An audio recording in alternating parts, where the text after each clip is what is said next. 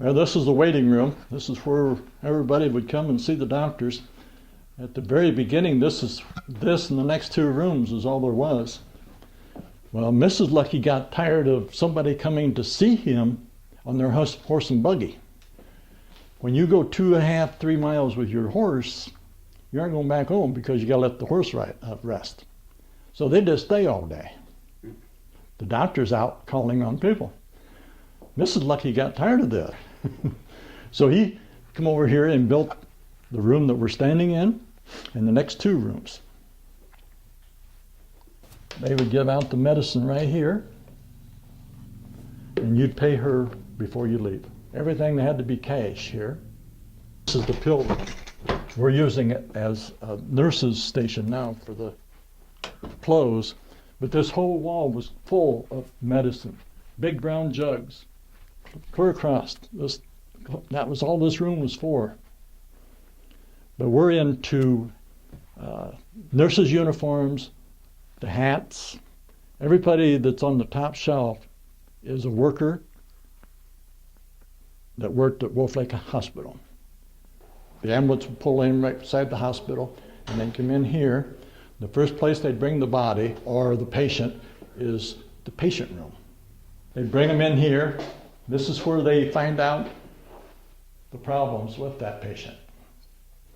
If they need to take them to surgery, they can get them prepared here, and they take them on the elevator to the 3rd floor to the surgery room.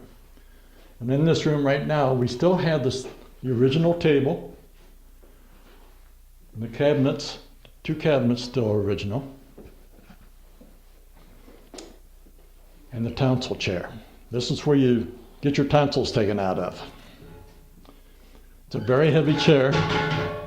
It's made out of cast steel. They like to have them set up when they take their tonsils out. When they closed the hospital up, they had an auction in 1957. So naturally, everything disappeared. But there's few things that are still here. Out of the surgery room, this is the only thing left, is the light. This is the light that he puts over you to check on you. But Dr. Harold was such a good engineer. He wouldn't need a light as long as he could do surgery on you through the day. The cloudiest day in the surgery room, he could probably see anything he needed to. But this is one of the things. This is kind of a unique thing here. This is a field kit in Civil War. And everything's right here. If you get it in the arm, here's the saw that cuts your arm off. If you get it in the gut, naturally intestines break apart.